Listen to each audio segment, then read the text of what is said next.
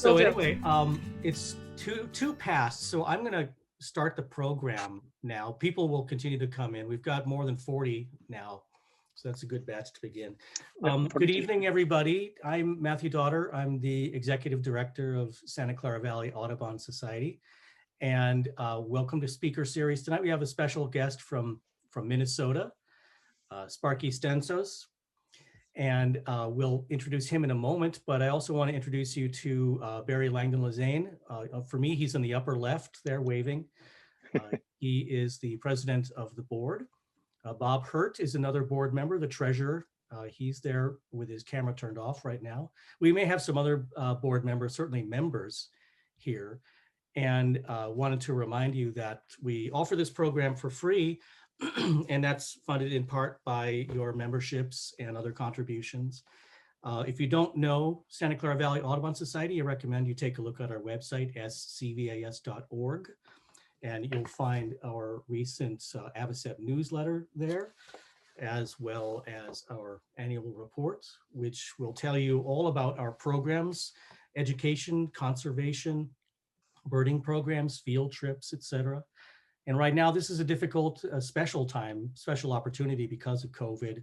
We're having to do more of our programs remotely like this. And we're also in place of field trips. We're creating videos. We have online classes. There'll be a class coming up on flycatchers next month. There was one last couple of weeks ago, 3-part lesson on gulls. And that was a huge success. So I'm looking forward to seeing some of you there. It's a lot of fun. And until we can resume our field trips, we'll be doing more programs kind of online like this. And I hope that you'll enjoy those. So Sparky Stensos is the founder and executive director of the Friends of Sax-Zim Bog in northern Minnesota, outside of Duluth. And if you don't know about Sax-Zim, it is one of the premier birding locations in North America, particularly for winter species of owls and spring, a lot of spring species as well. But I always think of them as a winter destination. I'm sure Sparky will set me straight about that. So it's a very small organization which he founded when he realized that the area needed protection. And I'm sure he'll tell us more about why it needs to be protected and what they've done to help protect it. So you'll probably notice that I've muted you all, but I encourage you to ask questions by entering them into the chat section, which should be a button on the lower portion of your screen. You can type in questions there. Barry and I will go through the questions so that Sparky doesn't have to, and then toward the end of his talk, we'll open it up to those questions and we'll ask him to answer some of them. So there were a couple of stats that came out. Last year, I think you had 5,000 visitors to your little visitor center. Is that correct? Last winter, yep. Last winter.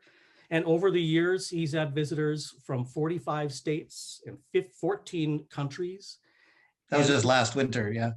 You mentioned something about the ratio of photographers to birders, which was interesting, I thought. A high percentage of photographers go there to see these remarkable owls and other animals and birds that are there.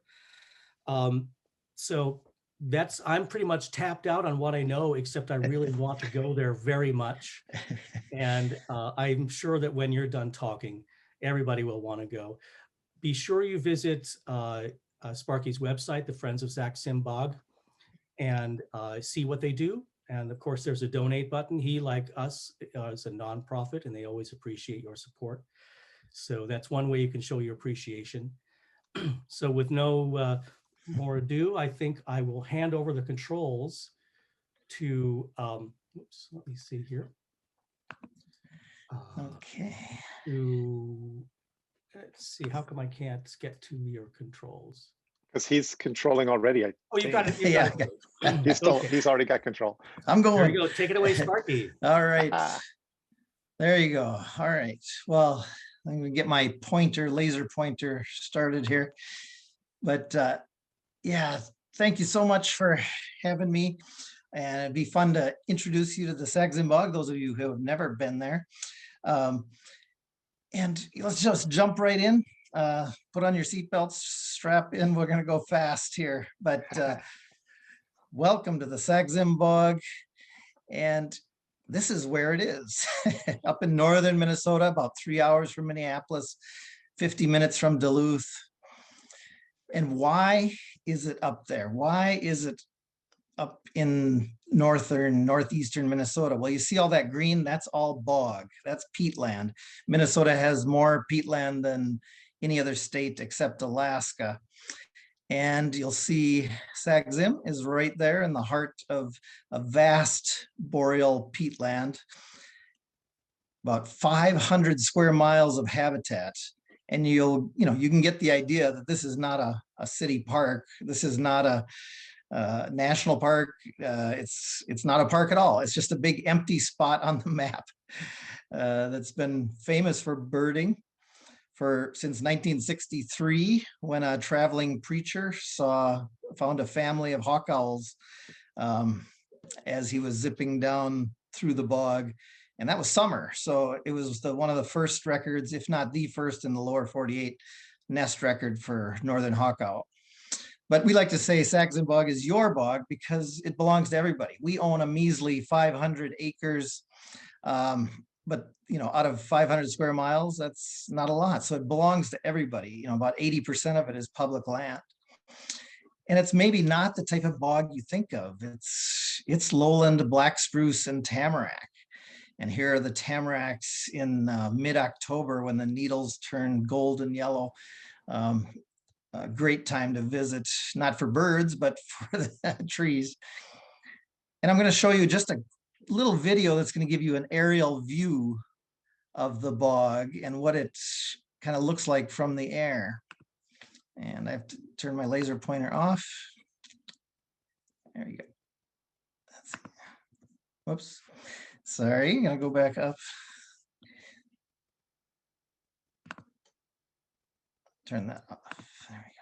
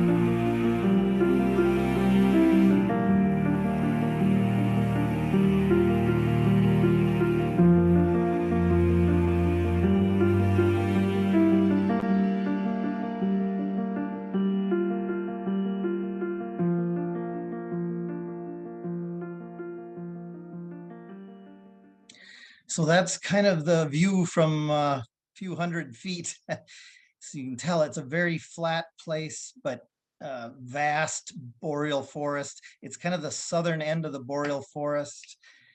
Big tracts of black spruce bog and lowland tamarack bog, but it is not just bog. And the Sax-Zim is a magic mix of habitats. And I think that's why it's so attractive to birds. And we're going to kind of talk about now the birds and mammals that make it so unique, why people come here from all over. As Matthew said, 5,000 some visitors last winter from 45 states and 14 foreign countries. and most of them are looking for owls. Owls everywhere. It looks like that on social media, I'll tell you that. Looks like there's a great gray on every fence post, but they can be tough to find. The Phantom of the North, you can just see one here kind of hiding. Let me get my laser pointer back, but you can see this guy here.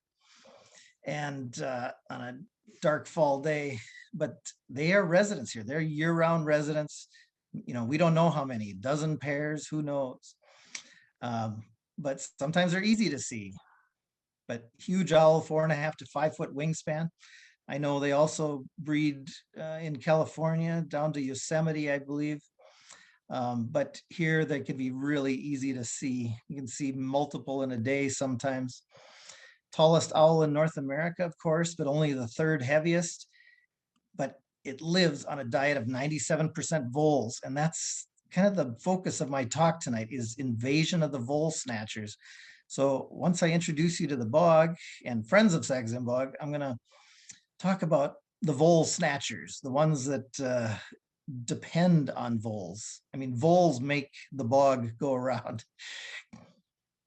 But yeah, day hunter, the great grays hunt, well, dawn and dusk. They're mostly crepuscular, but if they're hungry, they're hunting all day long. And sometimes in Sax-Zim, you can have, you find an owl and you got it all to yourself. And you better consider yourself lucky on those days, because some days it can be like this, and you're with 30 of your best friends, I guess. But as you're going to learn and see, boreal species, a lot of the species that come down from Canada that nest in northern Minnesota, they're very tame, not bothered by people at all. It's a really unique situation. Of course, another highlight for people is northern hawk owls. Every winter, we seem to have at least one, some years many more than that. And yeah, awesome bird. Boreal owls, once or twice every 4 years, we get boreal owls. They're not there every winter for sure. But last winter we had this guy, he or she, I'm not sure, just stayed close to the Admiral Road feeders for 2.5, 3 weeks. And was there almost every day, eating voles underneath the feeder. And he was quite the rock star. Once again, probably the most photographed boreal owl in the last decade. And he became our poster child for our 2021 calendar. We put out a calendar every year, and all the photos in that calendar are taken in the Sax-Zim bog in the last 12 months. And it's kind of phenomenal. We still have some left from this year, and they're on sale now. And we try and, educate the locals as well on what they have here. So 10 species of owls have been seen in Sax-Zim.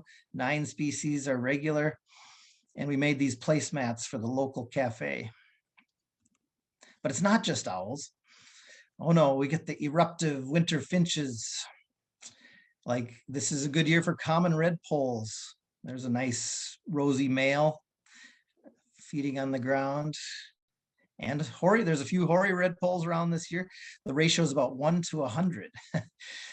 About 1 hoary to every 100 commons. But look at that frosty back, really indistinct stripes on the side, a completely white rump, white undertail coverts with very few markings, short little bill, kind of a pushed in looking face. Hoary redpoll. Evening grosbeaks, and I'm sure you've heard there's been a big eruption of evening grosbeaks this year into the Northeast and Midwest. And I think they're going to build back up to numbers, maybe a lot more than there's been. If any of you lived in the Midwest or New England in the 70s and 80s, they were all over. But that was probably an artificial high population, because these guys are very tied to spruce budworm outbreaks, which is a native pest of forests in the north. And about every 40 years, there's massive outbreaks of spruce budworm. And the grosbeaks eat a lot of caterpillars, lay a lot of eggs, and are able to raise more young to adulthood, and their populations boom. And that's kind of what we're seeing now. There's a outbreak starting in Quebec that's could get quite massive. Pine grosbeaks, another species that is in the bog every year, but they don't nest in the bog. They nest up in Canada and in the Mountain West.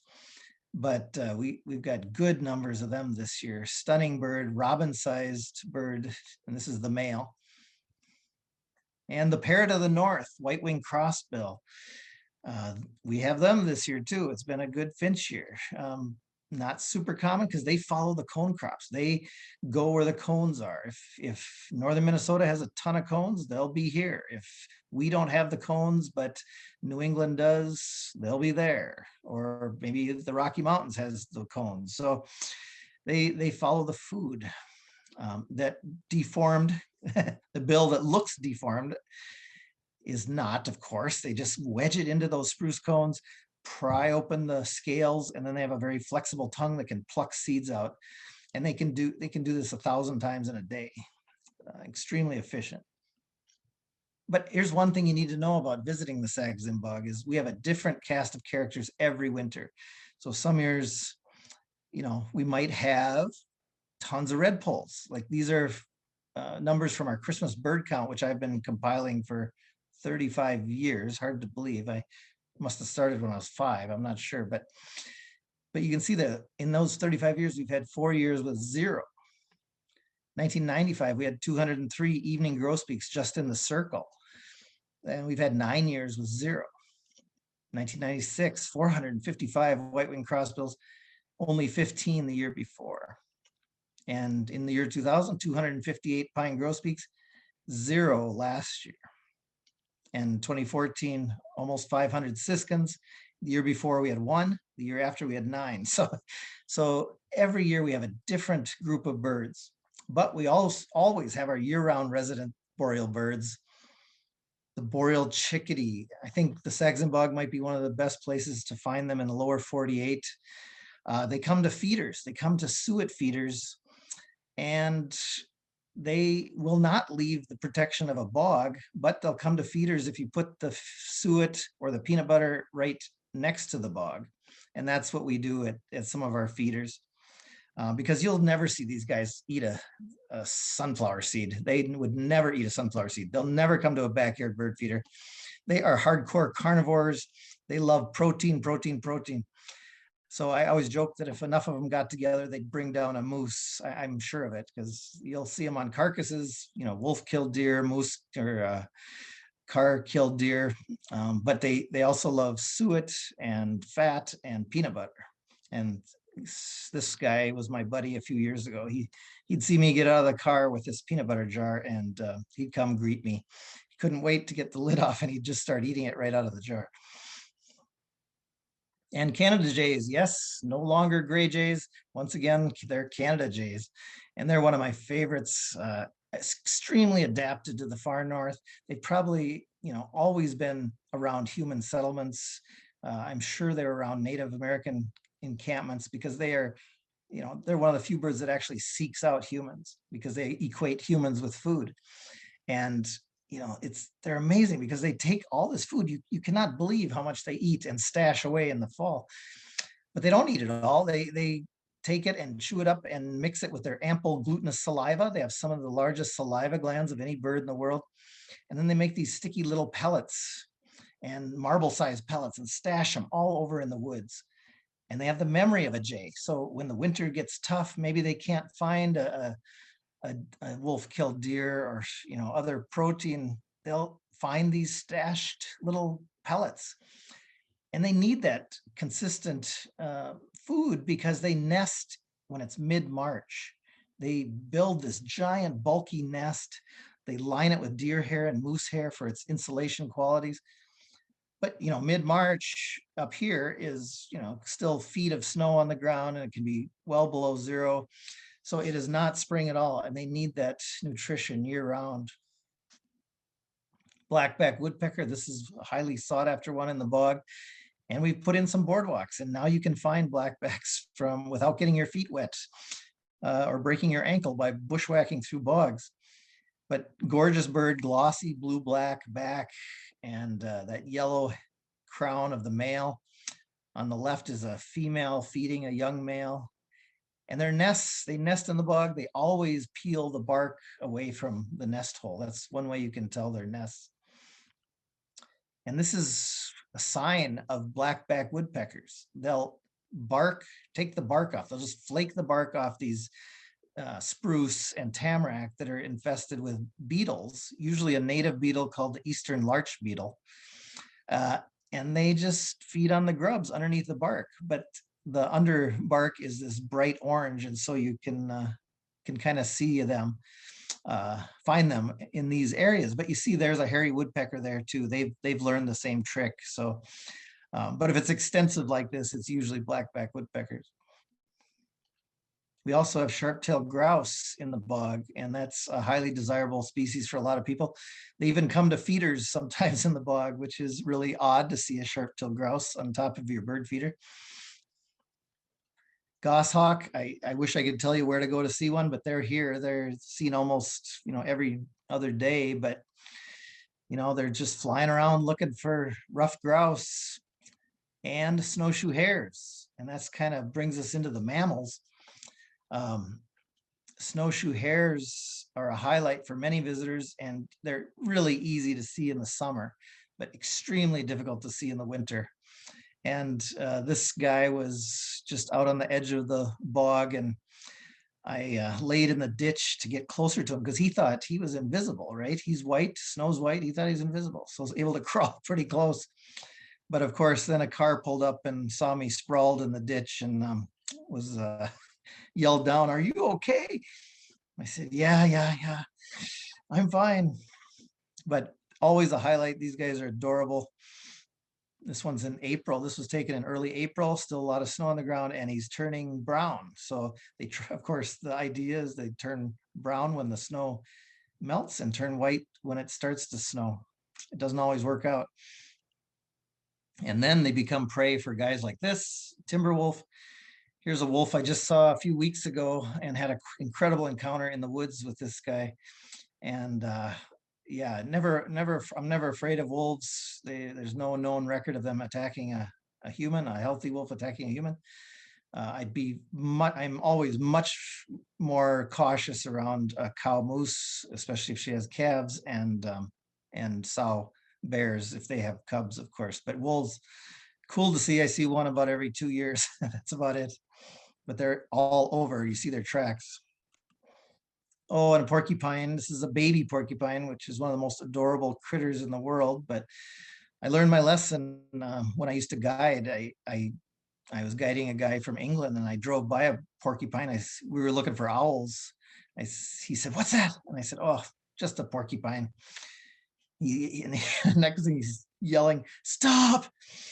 We looked at that. We watched that porcupine for about the next half hour. So I never drove by another porcupine when I was guiding again, because they are an attraction for people who don't live here.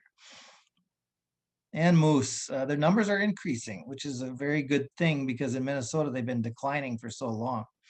So they're not common, but I see about one every 2 years as well. And bobcats. As wild turkeys move into the bog, which 30 years ago, you had to go down to the southeast corner of Minnesota. Now they're up here in big numbers. Bobcats are increasing because they do prey on wild turkeys. And we do have for visitors, we do have a bird report on our website that's updated in the winter every week. We try to update it every week, and then just about once a month, maybe in the summer. But yeah, and then we publish a map that tells you every road that you can drive, and it's color coded by season and species you might see there. It's got all the feeders marked on it. It's got all the outhouses, because there's only about 3 or 4 outhouses in the entire 400 square miles. Yeah, so it's a very useful map. It's got the one cafe and the one gas station on it too. So, but what is a typical birder and photographer's day? Well, in winter, you get up and you get out a half hour before sunrise. You better be in the bog a half hour before sunrise. Be looking for great gray owls. So you check the bird report, maybe you know where they're being seen. We give locations. We're not like other places. We'll tell you exactly where to go. these birds are not phased by humans, and if they are, they just fly away and that's it. But birders have to, and photographers have to police themselves. We're not the police of the bog. Nobody owns the entire bog, so it's all up to yourself. Anyway, you do that. You drive around, look for great grays at dawn, rough grouse, things like that. Those early morning birds. Then, as maybe 9 a.m., 10 a.m., you start transitioning to looking at the bird feeders. So you make the loop. There's 7 or 8 well, more than that. Maybe 9 or 10 public bird feeding stations, and each one has maybe a dozen or more feeders. Watching for the grosbeaks, evening grosbeak, pine grosbeak, the red poles, and whatever winter finches are around that year. And then swing by the Welcome Center and visit with our naturalists. Unfortunately, we weren't open this year, of course, because our Welcome Center is about the size of your living room. Just too tiny to safely be together inside. But we have naturalists there on duty every day in the winter, and we're trying to expand that to summer as well, but we just get a fraction of the visitors in summer. And then, you drive around, look for, in the middle of the day, looking for shrikes and rough-legged hawks, things that hunt in the daytime. Northern hawk owls, they hunt all day long. So you look for them. And then about 3 o'clock, you switch back to owls. Summer birds, as Matthew said, yes, by far 90% of our visitors come in winter, but we do have some summer birds that people want to see. And here's the number one. Oh, well, sorry. That's the Minnesota state bird right there, the mosquito. Yeah, and there's a few billion of those, but we do have 20 species of breeding warblers. So don't let those mosquitoes scare you away. And here's the number one actual bird, the Connecticut warbler. Many people have gotten their lifer in the bog. Bring your rubber boots though, because you kind of got to go into the bog to find them and see them. They don't respond to tapes at all. So, and they are deep in the bogs. So we can help you find a spot to look, but no guarantees. But also Blackburnian warblers, mourning warbler, Canada warbler, golden wing warbler, Minnesota. The common loon is Minnesota state bird, but it should be the golden winged warbler because we have over 50-60% of the world's population of golden winged warblers. It's golden winged warbler central, and Sax-Zim bog is kind of epicenter. We found 100 and some breeding territories last summer. And LeConte sparrow is a big one for people. Just a gorgeous sparrow in the grasslands. Oh, and I kind of skipped right over the magic mix of habitats, didn't I? It's not just the bog, but we also have these big meadows, these vast meadows. There's upland aspen forest, there's pine stands, there is red maple, and there's towns and, well, kind of like towns, they're little towns and villages and lakes and rivers. So it's just this mix of habitats. You have the birds that nest in the boreal forest, they have the bog, and then they can hunt in the open edges. And then we get grassland birds like Brewer's blackbird and western and eastern meadowlarks and cedrons. And people also come to look for orchids. There's Minnesota state flower, the showy lady slipper, and there's, I don't know, a couple of dozen more species of orchids, but you kind of have to find those on your own. We can show you some that are right along the roads, but a lot of them are back in the bog.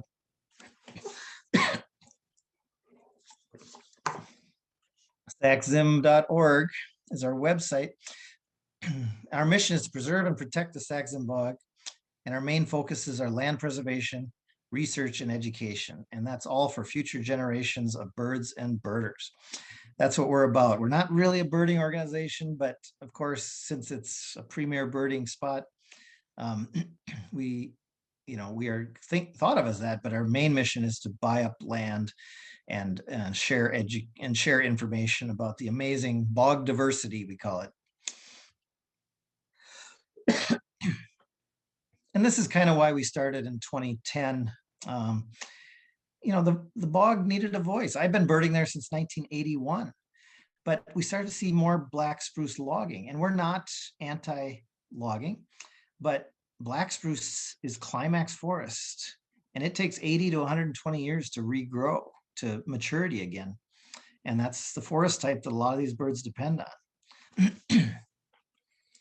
You can see here, Google Earth is sometimes a blessing and a curse. You couldn't have seen this vast logging area from the road, but from the air, you can see what's happening. And black spruce has long fibers, so it makes good glossy paper, good for those Sunday paper inserts, those ads. Yeah, and isn't that a great use for black spruce? But so there is some silver lining to newspapers disappearing. So we bought 524 acres so far, but we could not have done it with all our members, or we call them our bog buddies. And we've got, I think, 8 different tracks, and some of them we have signs because they're accessible by the roads, and we put in boardwalks, and these boardwalks allow people to get into the cathedral, as we call it, allow them to access the interior of these magical places without getting lost, without getting your feet wet, without breaking an ankle. And so this is, I told the board, I think our future is paved in rough sawn 2x6 tamarack, because these have been extremely popular. Before this, everybody just birded along the roads. There's my kids out for a walk. And yeah, great place to just recreate. Although the vast majority, as Matthew said, are photographers these days, but there's still, now during COVID, we've gotten a lot of local families with kids just wanting to get out and walk and see what they can see. So that's been really kind of neat. We have some big projects we're trying to raise money for. We're Owls and Warblers Critical Corridor Project. So trying to string together some of these properties, and these are kind of our target areas, but the bottom line on this is we're still about $150,000 short from a big project that's gonna, we have about 1.5 years left to raise money for it. But we have all kinds of opportunities for donors. If you donate $1,000 or more, you get your name on an acre of bog, which is pretty cool. You don't own it, but you can sort of go out and stand in the middle of it and say, I own this bog, this acre of bog. And we're doing research. We've been banding kestrel chicks for years. We've got about almost 50 nest boxes out there. And I'm glad to report that kestrels in Sax-Zim are doing really well, and not so well in other parts of the country, but they are thriving. We put up a Modus tower, which will, birds that have special tags on them, if they fly past these towers, it'll ping off it, and we can know the exact bird, not just the species, but the exact bird that flew by. And that network is pretty big in the eastern US, and just spreading west now. Connecticut warblers, the Smithsonian Institute came out and put a geolocator on 7 Connecticut warblers. They recaptured 1, and this was what its route was. And the cool thing to notice here is in late summer, they go out to the East Coast, and then they fly with a brief stop in Bermuda all the way across the ocean to South America. Just a massive migration. And then they winter way down here in Brazil, and they come back up through Cuba and Florida. And see, this one ended up in South Dakota, and he said, wait a second, I got to go to the Sax-Zim bog. Got his bearings and ended up in the Sax-Zim bog. So pretty cool research. And we've just started a project with northern shrikes to see where our shrikes are coming from. Of course, they don't nest here, they nest way up in Canada. And with hawk owls, where do our hawk owls come from? Are they coming, a few nest in northern Minnesota, but are they coming from Manitoba, from Ontario, from Alaska? We don't even know, so we're excited to start that project as well. We built this little welcome center, tiny, off the grid, all local materials and labor. We use solar panels to run the electricity.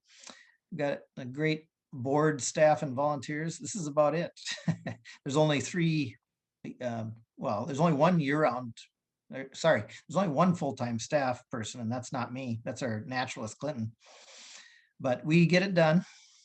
the Welcome Center is a great place to swing by and check out the bird feeders. This is what they look like this winter with all the pine and evening grosbeaks.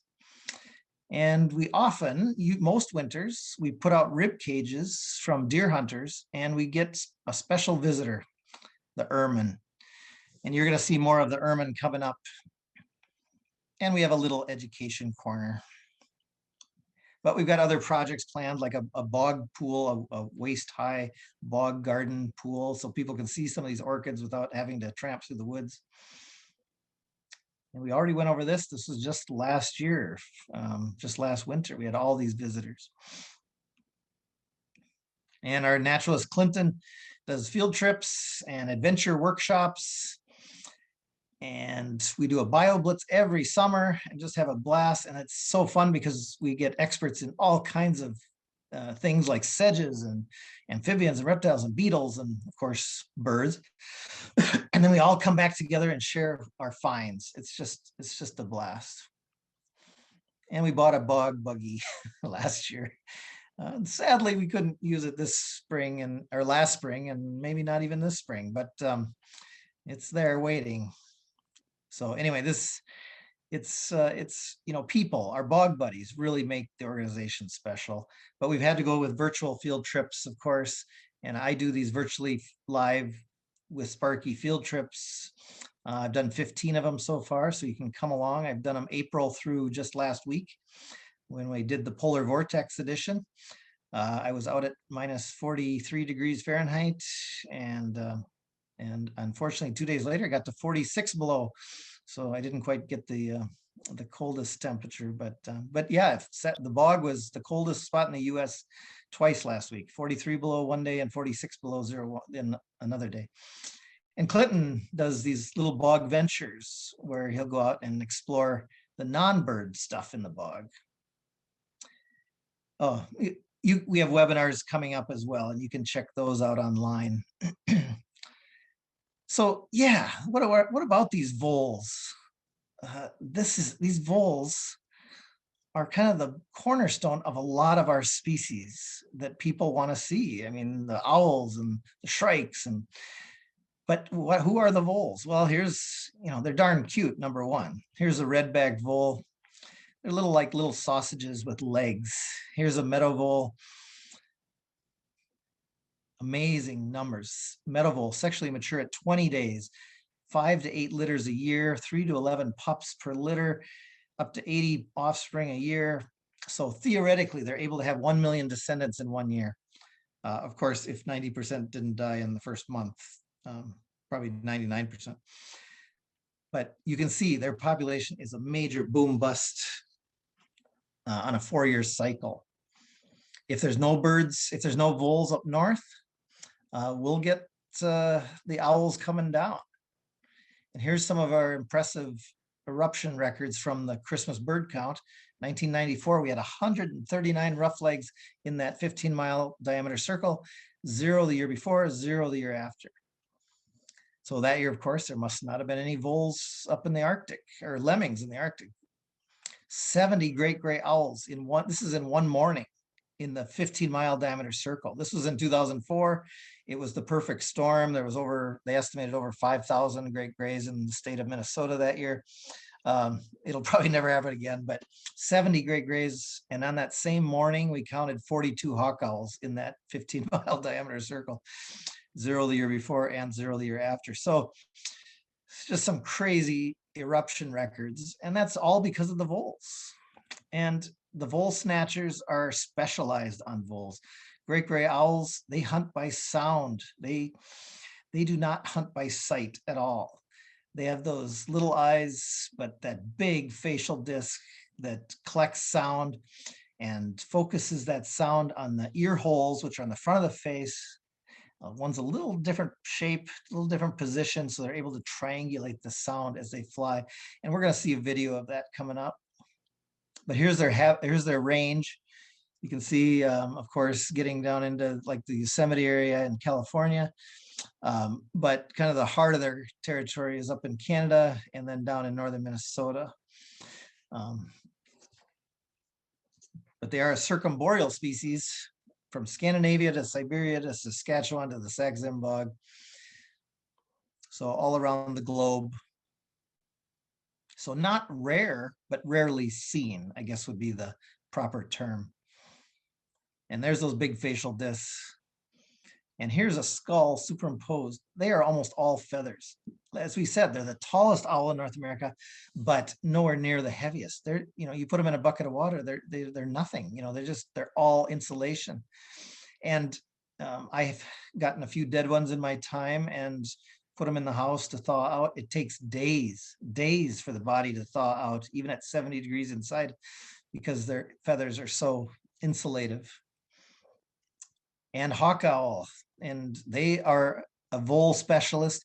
Great grays eat about 97% voles in the northern boreal forest and Minnesota. I know in California and the Mountain West, they'll eat a lot of pocket gophers, but we don't have pocket gophers, so they pretty much just eat voles here. Hawk owls eat mostly voles, but they also eat birds as well, but vast majority is voles. And they are sight hunters. They can see a vole from, some say up to a mile. I've seen them fly over a quarter mile, a third of a mile to catch a vole. It's unbelievable. And they just perch in the tip tops of the trees. You're gonna see this in the video too.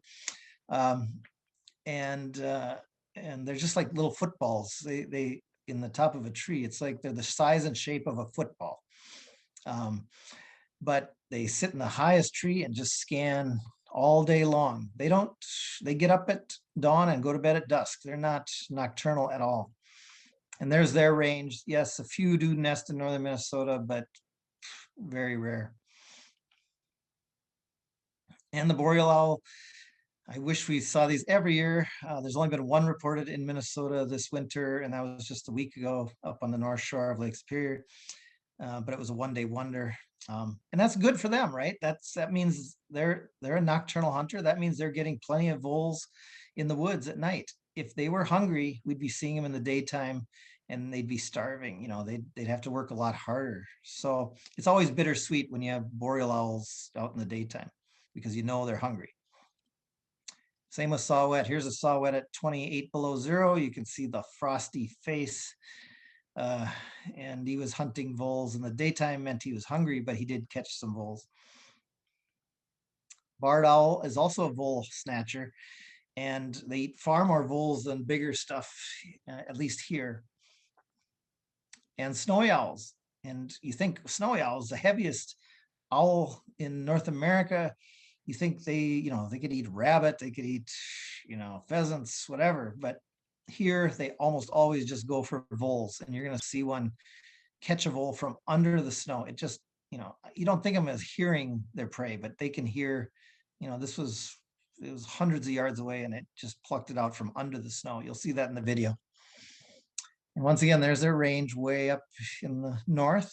Come down and spend a little time with us. Every winter we have snowy owls. Whether they're in the bog or not, depends on the winter. But they're always in the Duluth Superior Harbor every year.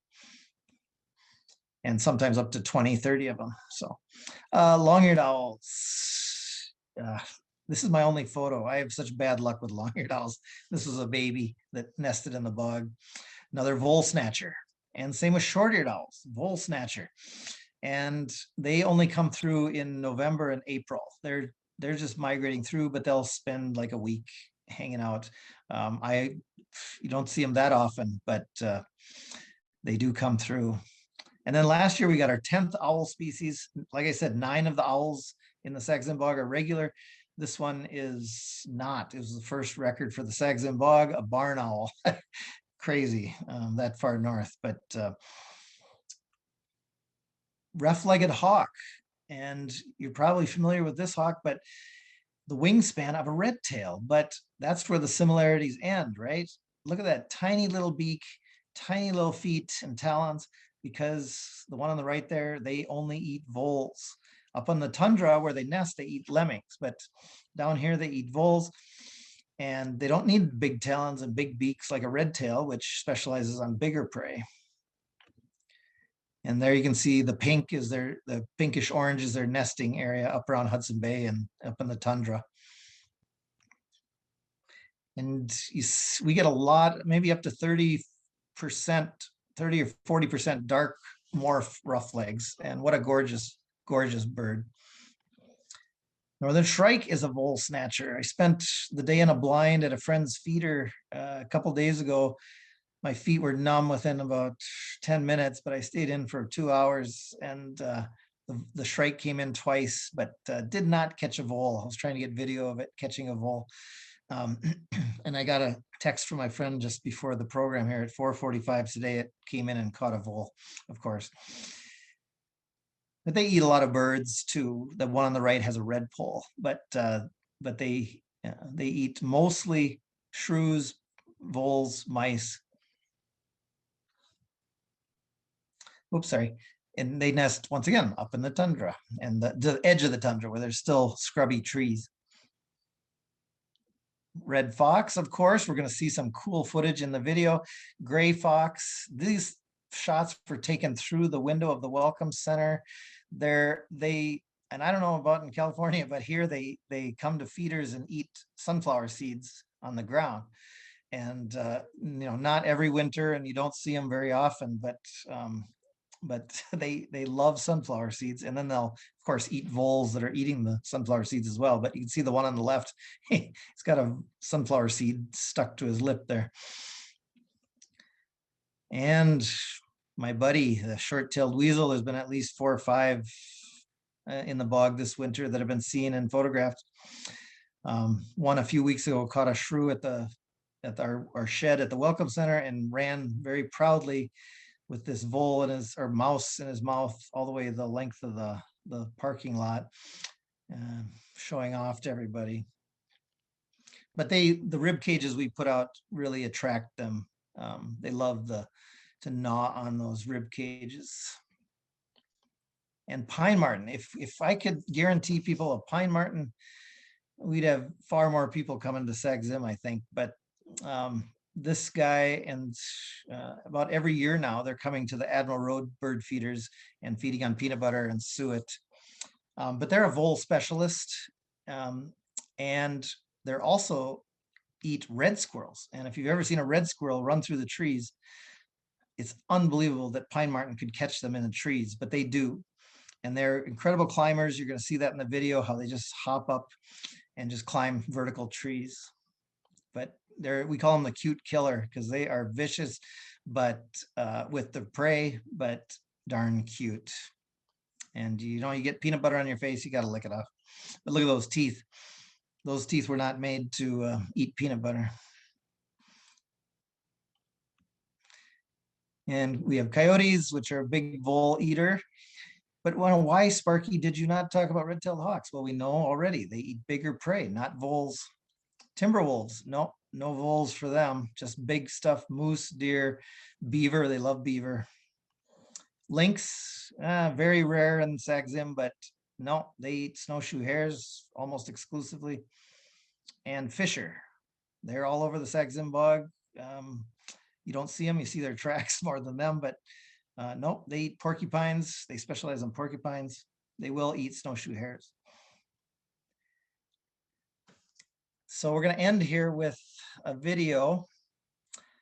And yeah, thank you. There you go. All right. I don't know if it's showing full screen, but It's good. Not quite. 3/4 screen.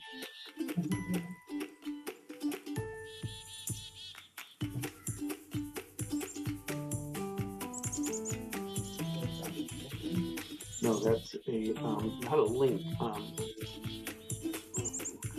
do you? so I don't know if In the Martin family, but it's the ones that they use for fur coats.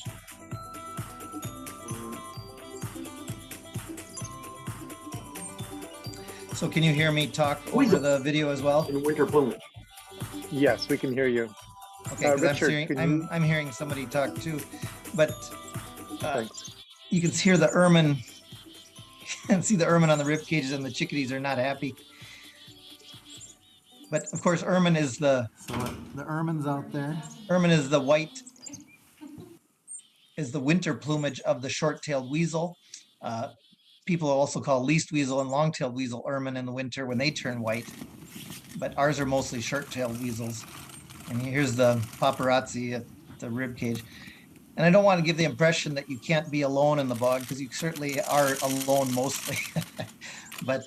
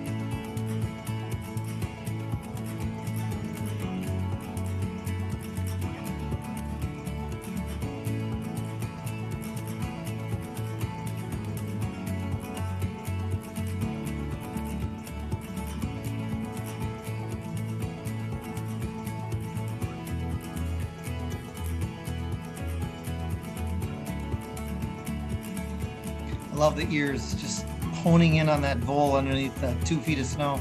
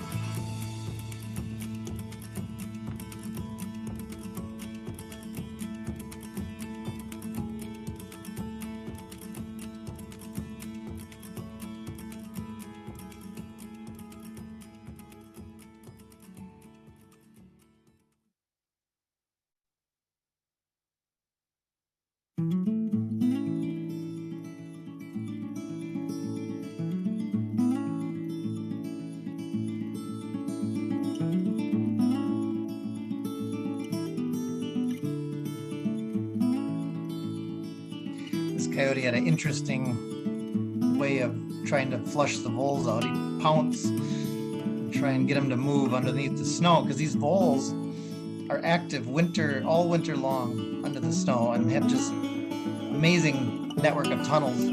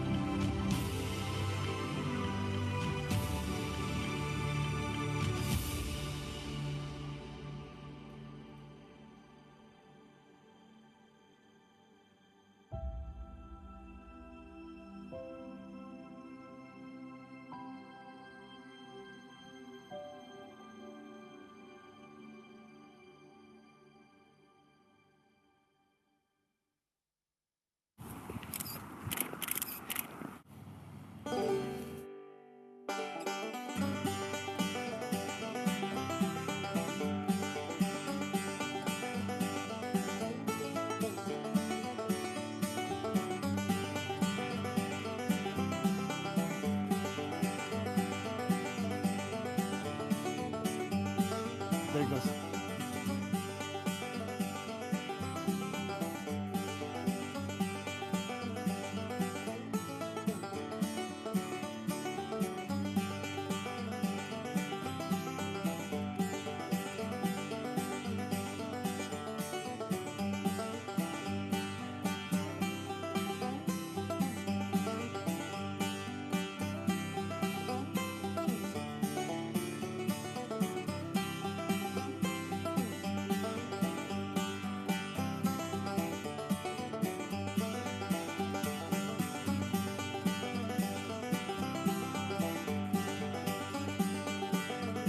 You can see this little tiny owl just plunging into the snow. It heard this vole underneath deep snow. You can see the false eyes on the back of its head there too.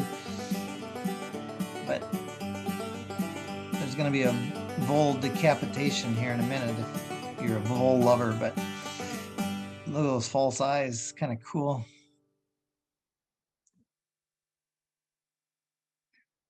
But yeah, voles are, the hawk owls and great grays and everybody else just pretty much, except shrikes, kind of just swallows them whole. But boreal owls, shrikes, rough-legged hawks all just tear them apart.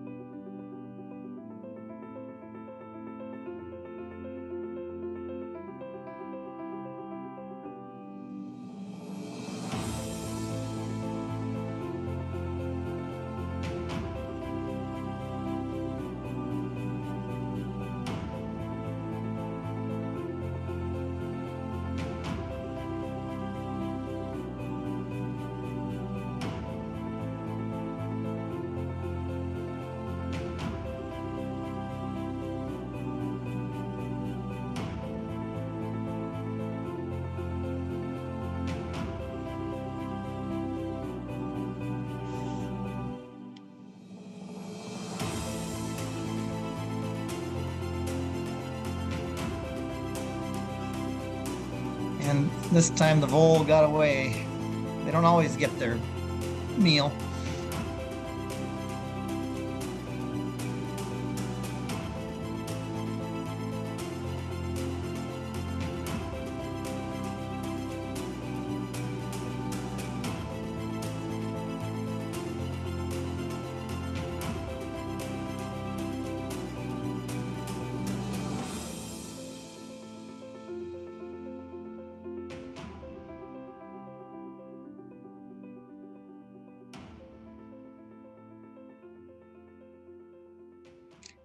And we're going to end with the great gray owl, the star of the show.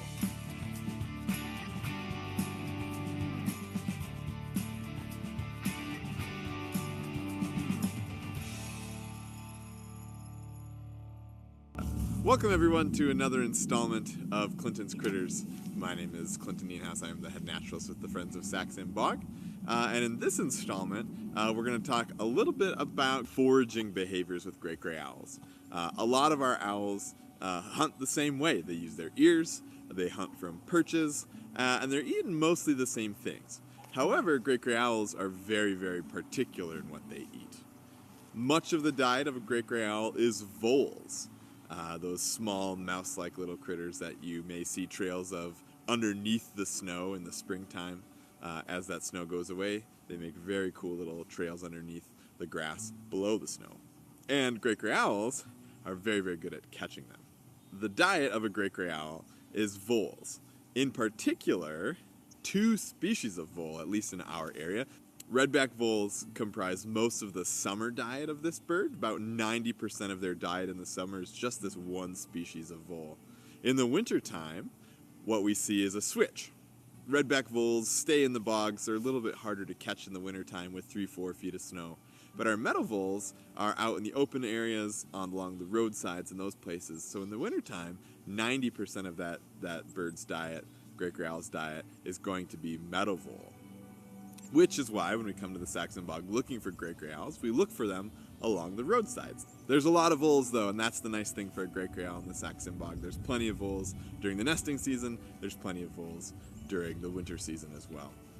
How in the world can they catch their food, number one, especially when they're still on the ground?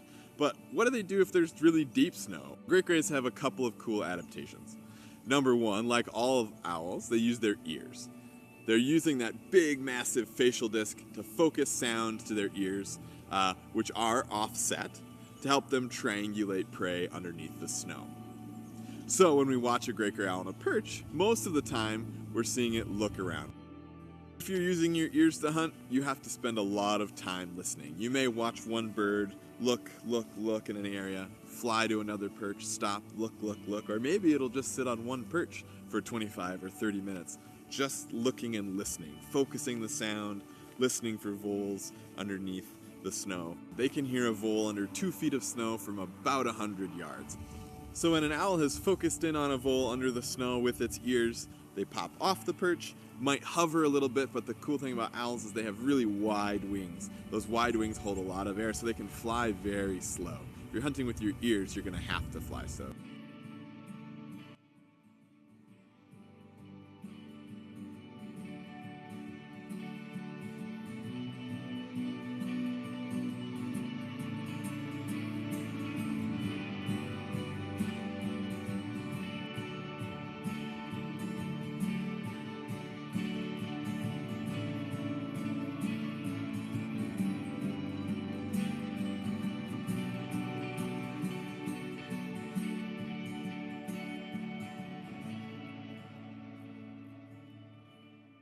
So when we think about a facial disc, it's all about focusing sound. The sound's coming in, it's giving that owl a clue to where that prey item might be underneath the snow. Their ears are offset, which means sound is going to be hitting one ear before the other, knowing then where that prey item is, even if they can't see it. And then plunges, shoots those legs down up to 1.5 feet underneath the snow.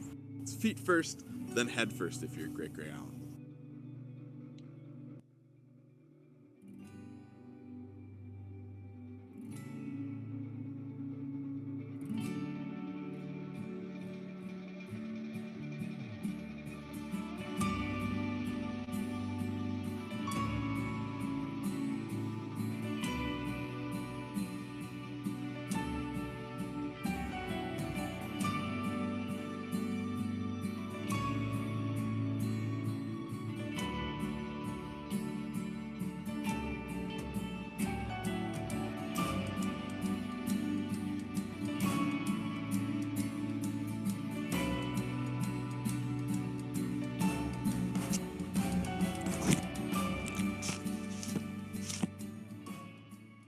The average weight of a great gray owl and a female is about 2 pounds, maybe 2.5 pounds. They don't weigh a whole lot for as big as they are.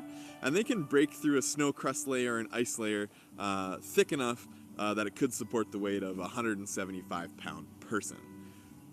But sometimes the ice is pretty thick on the snow, which may mean a collision.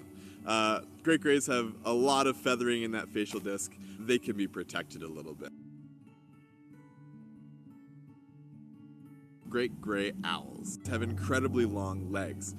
They can catch that prey item with those legs or reach down as far as about 1.5 feet, 18 inches or so, underneath the snow to help them catch that vole.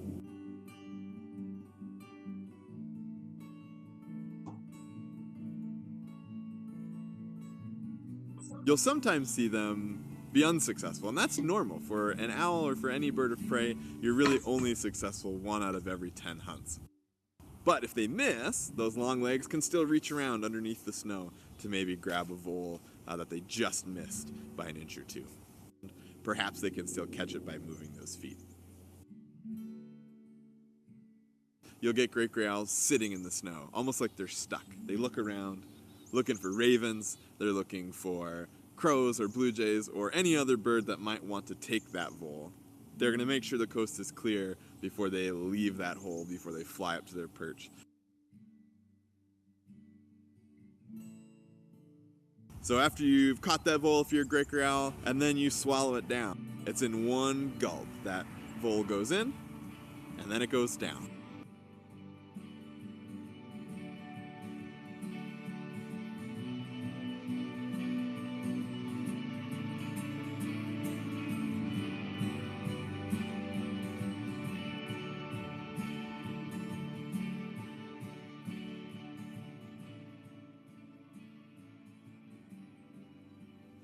Until next time, we'll see you in the box.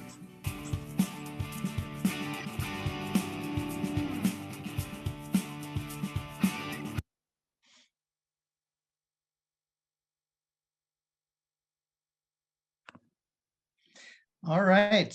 Well, that is my program for this evening. Um, That was spectacular, Sparky. I wish I could say that was all shot in one day in the bog or in one season even. But that's just a sampling of, everybody who's come is going to have a different experience, and everybody leaves with having some very cool experience. That's for sure. Well, Cricket was watching the video with me, and I think now she wants to go even in the middle of winter. So that was pretty good. Mission accomplished. We have a bunch of questions, don't we, Barry? Yeah, What? Yeah, we do. Now a good time. I'm ready. We'll go through as many as we can. I'll try to skip the ones that have already been answered, because some of the ones you answered during your presentation. Excellent presentation. Again, thank you very much. The habitat there is so different from what we have here. It's just fascinating. Yeah. Yeah. Okay, so what are the best times of year to visit for birds and other wildlife? Winter. I mean, yeah, mid-December to mid-March. We say by the first week in March, the pine grosbeaks are heading north. They're the first to vacate, even though, first half of March is pretty winter-like, usually, to say the least. But by mid-March, it's a lot of stuff. The owls are thinking about love and moving on, and a lot of the boreal stuff is heading back north. But you can't go wrong with January and February. Okay. Are there places to stay nearby that you would recommend? Well, we have that on our website under Plan Your Visit tab, but Duluth is about 45 minutes away and has about every chain there is. There's one place in the bog, and it's called Alish's, and it's this modified bed and breakfast.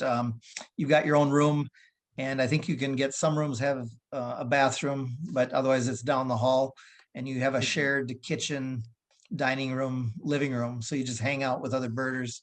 But they have a variety of different options for lodging, and they're the only one in the bog. I haven't explored Airbnbs, but I know there's some around.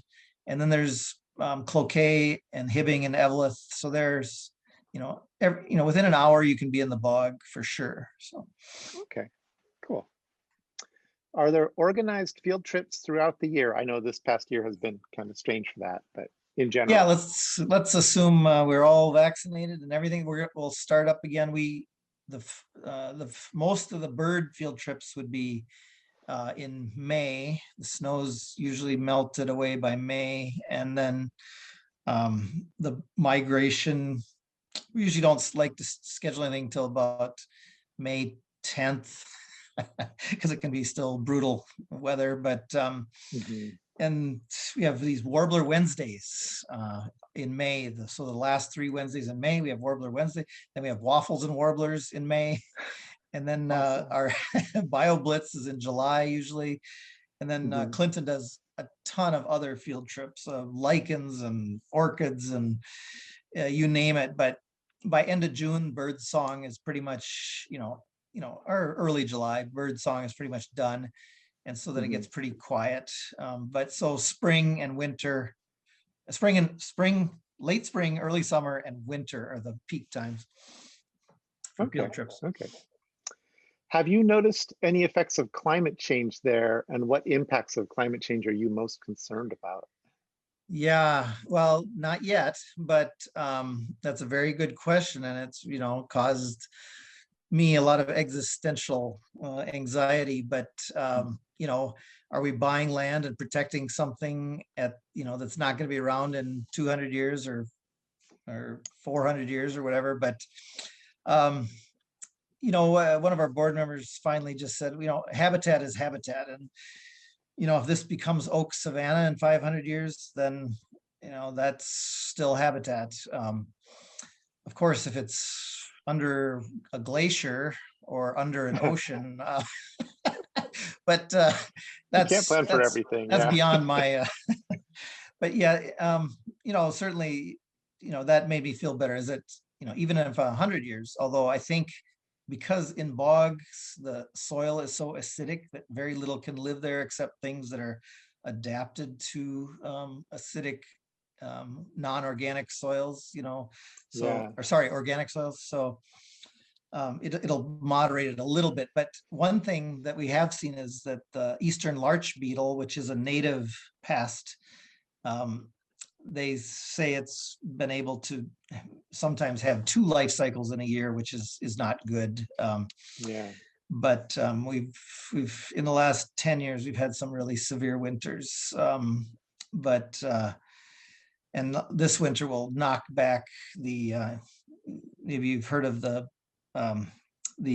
emerald ash borer, but we've certainly with the weather, with the temperatures we've had this winter, in the 40 belows, has killed a lot of those. So thank goodness. But yeah, it remains to be seen, but we're at the southern end of the boreal forest. So, certainly the most vulnerable part of the boreal forest. So yeah, but habitat is habitat. That's kind of what we have to go with.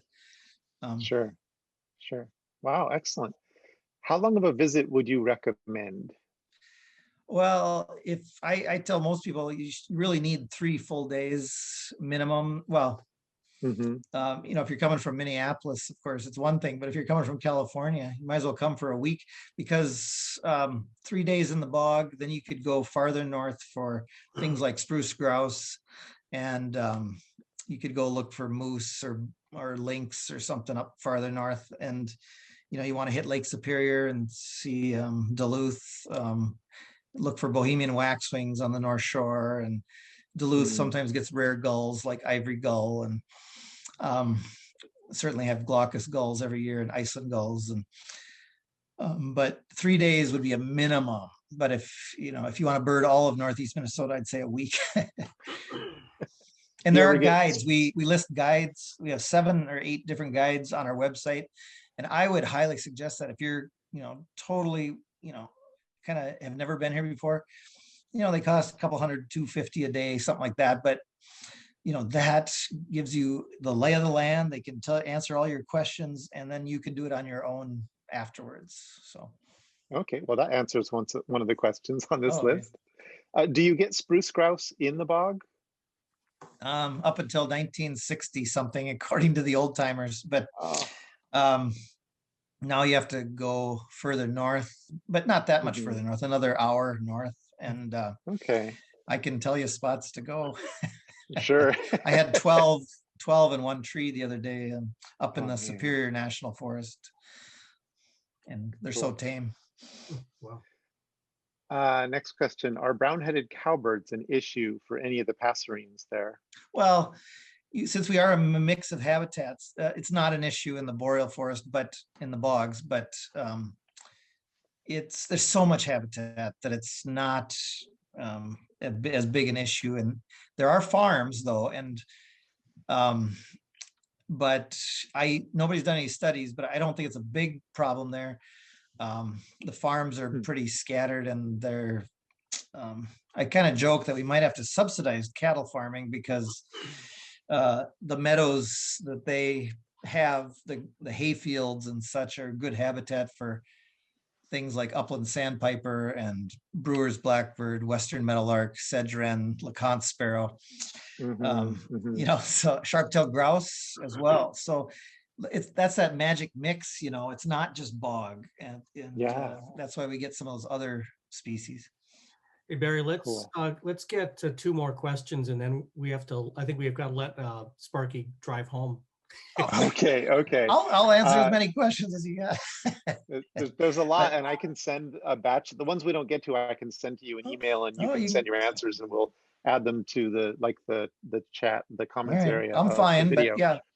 All right. I'm skipping around. One of these, the owls are nocturnal, yet the footage in your videos shows them hunting during the day. Is that common?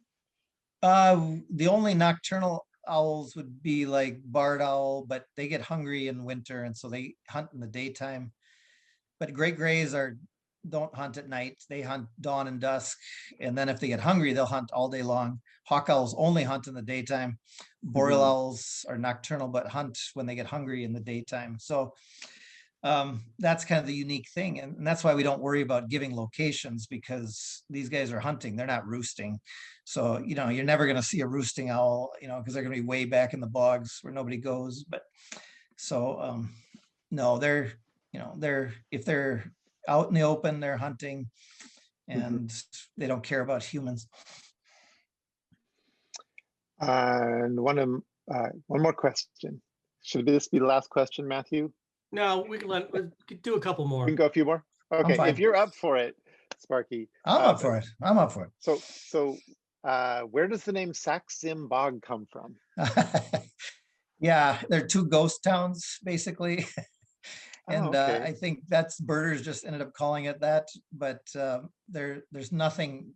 Sax is gone. There's nothing there. And Zim is an old church and an old store that's converted to a house. That's it. Nothing that interesting. Do you think you guys will do a BioBlitz in 2021? Yeah. Oh yeah, for This sure. year? Now it remains to be seen. We're going to do it for sure. Last year we did it, but we didn't have where we all got together, but everybody went out and found stuff and then shared via Zoom. But oh yeah, we'll do it one way or another. But So do you sort of socially distance everybody, or? yeah, oh yeah, and just people follow along in cars, and just carpool. So the sedge people might go one way. It might be, well, sedge people, it might be just 2 cars, but the butterfly people, there's probably 10 cars. But dragonflies, we always have a dragonfly person, butterfly person, insect person. So yeah. Do you have endemic dragonflies there? Yeah, in fact, I guided a guy from Arizona, and subarctic darner was big on his list. And we have a ton of somatochlora, the emeralds. So many species of emeralds, the subarctic darner, zigzag darner, so a lot of boreal species, and then clubtails of all kinds. And I'm a publisher as well, and we published dragonflies of the Northwoods, and we published spiders of the Northwoods, and all these Northwoods series. So because are those available on your site?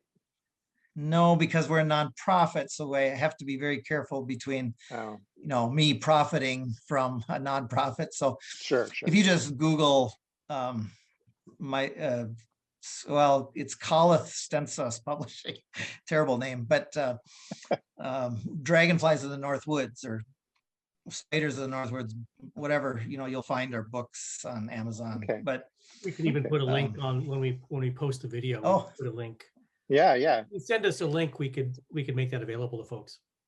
Okay. And certainly. Clinton's big thing is he's been keeping track of the master list of species, and we're over 2,300 species recorded for just the Sax-Zim bog. And we haven't even touched diatoms.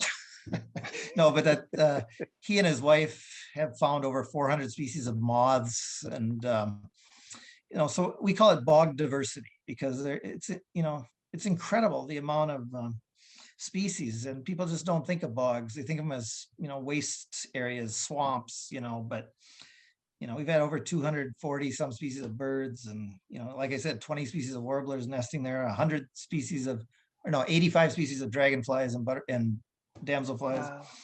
So amazing. Yeah. So another owl question. Where to go? Is there any competition between the various owl species? Do they interact with each other at all? Oh, that's a really good question, because a couple of years ago I would have said no, but 2 years ago, we had great grays and hawk owls hunting on the same road. It's called McDavitt Road. It's on the map. We call it the Miracle Mile because about every bird has showed up there. But one guy photographed a hawk owl attacking a great gray because the great gray had just caught a vole and the hawk owl wanted the vole. And he, the hawk owl is like, a third the size of a great gray, quarter the size of a great gray. And but they're plucky. They're personality plus. But the gray gray just sat there like, no, you're not taking this vole. Sure. But that is a really good question because I've never really even thought about it because they're all eating voles, but there's so many voles that there's no competition for resources. There's just so many voles. Yeah. And I don't know if Clinton said that. I think he said that. Yeah. The meadow voles are out in the meadows in the open and the roadsides, and the redback voles are deep in the bog. Yeah. Okay. Well, that leads to the vole question, which is, are the vole populations fairly stable? And are there any threats to their numbers, which would then affect the birds and mammals that depend on them? Well, that's what happened in 04, 05 is that Canada had they were at the low end of the vole cycle anyway, of that 4-year cycle. And then at the low end, they had up in the boreal forest of Canada, they had a really cold, wet summer. And so vole reproduction was low. And so there was just a general shortage.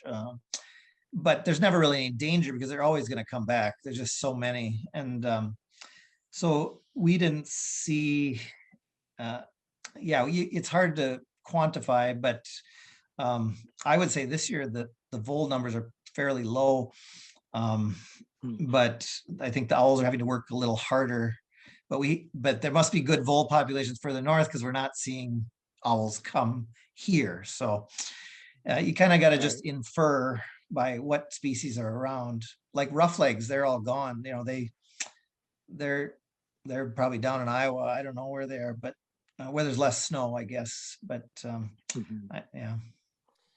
So I think maybe we'll wrap up the questions now, but if you have posed a question and we haven't gotten to it, we can get those answered later on. And we'll make this video available within the next couple of days on our website and YouTube. You'll be able to look at it again. And Sparky, I want to thank you so much for speaking to us tonight. This was an amazing, eye-opening presentation. I was convinced that winter was the time that I wanted to go there. And after seeing all the spring birds and the lovely forest during the fall, I think any time of year would probably be good. And I'm happy to go right now or in the middle of summer. What time is it? So many wonderful things to find. I was one of the ones who posed a question about dragonflies. I would go there just for that. So, good. Yeah, come on up. I'll go out or dragon flying with you. I love dragon so many things that I like to see. And I just know that from all the comments and questions we've gotten, there's a lot of interest in what you just presented. And I remind everybody to take a look at their websites. If you're able, make a contribution to the Friends of Sax-Zim Bog, and help support this amazing area and help support Sparky and the work that he's doing. So thank you so much, everybody, for joining tonight. I look forward to doing this again and seeing you again in another presentation. While you're poking around the web, take a look at scvas.org and see what we're up to as well. But this is really all about Sparky and his project tonight. So thank you one more time. Thank you, everybody, for being here and sharing this experience. So thank you, Sparky. All right. Thank you. Send me those questions. I'll answer them. We will.